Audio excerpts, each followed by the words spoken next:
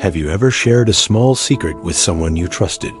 Someone who stood close to you and spoke kindly, and later wished you had stayed silent, because one simple sentence changed everything in your life. We often believe that people who smile with us are safe, that people who listen to us care, and that those who work beside us will protect our words. But sometimes the closest ears are not the safest, and sometimes the softest smiles hide careless hearts. This is the story of how one tired man learned that lesson too late.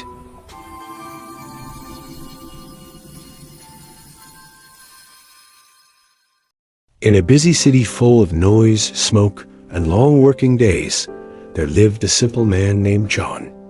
He was a factory worker who had spent 8 years of his life inside the walls of a large cement factory at the edge of town, waking up every morning before the sun, washing his face with cold water, quietly eating the same simple breakfast, and putting on his faded blue uniform that always smelled of dust and sweat. Every day, John walked the same road, passed the same tea stall, nodded to the same guard at the factory gate, and joined the long line of workers who carried heavy cement bags from one place to another. Lift after lift, step after step, loud machines screamed around them without rest. John's hands were rough, his shoulders were stiff, and his back hurt almost every night, but he rarely spoke about it. He believed that honest work was a blessing, and silence was strength, and he told himself that many people had harder lives than his. At home, John had a small family waiting for him. His wife, who managed the house carefully, and his young daughter, who ran to him every evening when he returned, hugging his dusty legs without caring about the gray powder on his clothes. Those hugs were the reason John never complained, never shouted, and never thought of leaving his job. At the factory, John was known as a quiet and loyal worker, someone who never argued, never arrived late, and never caused trouble. Because of this, he trusted the people around him, especially his coworkers, whom he saw every day, shared meals with during breaks, and worked beside for long hours.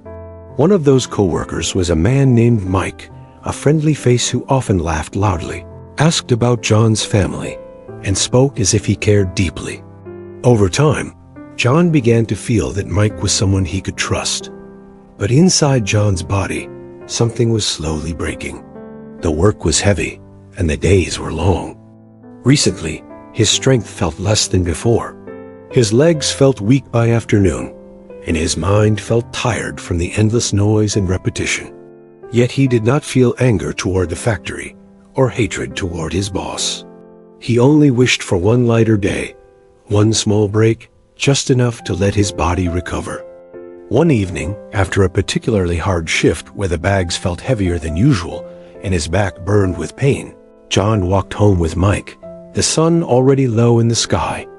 As they passed the factory gate, John stopped for a moment, breathed deeply, and spoke words he had never said out loud before. He said softly that his bones were aching, that the loading work was becoming too hard for him, and that maybe, just maybe, he would ask the supervisor for lighter work for one day so he could rest. He did not say he hated the job. He did not say he wanted to quit. And he did not speak with anger, only with honesty and tired hope. Mike nodded, placed a hand on his shoulder, and said he understood that everyone gets tired. Hearing those words made John feel lighter, because being heard felt like relief, and he believed he had shared his burden with a friend. What John did not know was that Mike enjoyed being important, enjoyed being the person with news, and the attention that came when others listened to him. The next day, during the morning break while workers gathered near the tea stand, Mike leaned close to another worker and spoke in a low voice, saying that John was unhappy and could not handle the work anymore. The worker looked surprised and asked if John was planning to leave. Mike shrugged and said maybe he was fed up. With those small changes, the truth began to bend. Tiredness became unhappiness, and a wish for rest became a desire to leave. As the hours passed and the words traveled from mouth to mouth, each person added a little fear, a little imagination, and a little drama. By the end of the day, The story no longer belonged to John at all. By the next morning, the story had already grown beyond control, moving faster than John's tired body ever could. One worker told another that John was planning to quit. Another said he was unhappy and spreading negative thoughts. Soon, a floor manager heard that John was becoming a problem, a man who might disturb others. The floor manager, already worried about his own position, passed this fear upward, changing the words again until the shift supervisor believed John was turning workers against the factory. When this reached the senior manager, the message became dangerous, filled with panic and blame. No one thought to stop and ask John himself, because rumors are easier than truth. The rumor finally reached Mr. Henderson, the factory owner. He was a proud man who valued loyalty above all, and he was already worried about losing money and dealing with unhappy workers. So when he heard the story, all he understood was that John was a threat, a worker trying to leave and convince others to join him. Instead of seeing a tired worker, he imagined rebellion and loss. In his anger, he decided that an example must be made quickly. The next morning, John arrived as usual, greeted the guard, punched his time card, and picked up his gloves, unaware that his life was about to change. Before he could reach his work area, 2 security guards stopped him and asked him to follow them. Inside the office, without a chance to speak, he was accused of betrayal, of spreading negativity, and of planning to harm the factory. No matter how calmly he tried to explain that he only asked for lighter work for one day, his words were not heard, because the decision was already made. John was fired on the spot, his final pay placed on the table, and his name quietly marked as unwanted in nearby factories. When he walked out through the factory gate he had passed for years, the whispers and stares followed him like shadows. In the days that followed, the story outside became even worse. People said John was stealing, that he was dangerous, that he could not be trusted. Wherever he went to ask for work, doors closed before he could explain. At home, his wife watched him grow quieter each day, while his daughter stopped asking when he would return to work. Bills piled up, savings disappeared, and the man who once believed the world was mostly good began to understand how quickly trust can be destroyed.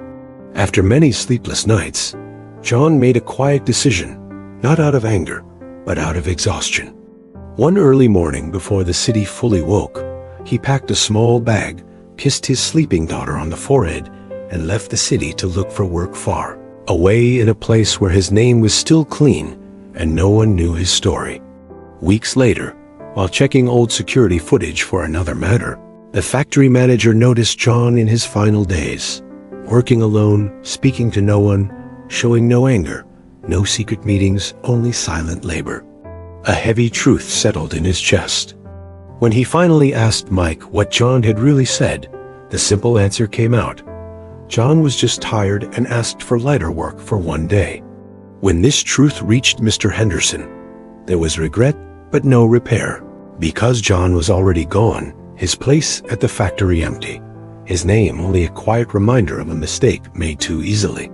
And so the story ends by teaching us that not everyone who listens cares, that words once spoken cannot be taken back, and that silence is sometimes protection. Because sharing your pain with the wrong person can turn honesty into harm, and wisdom is not only knowing what to say, but knowing when to keep your struggles safe within heart.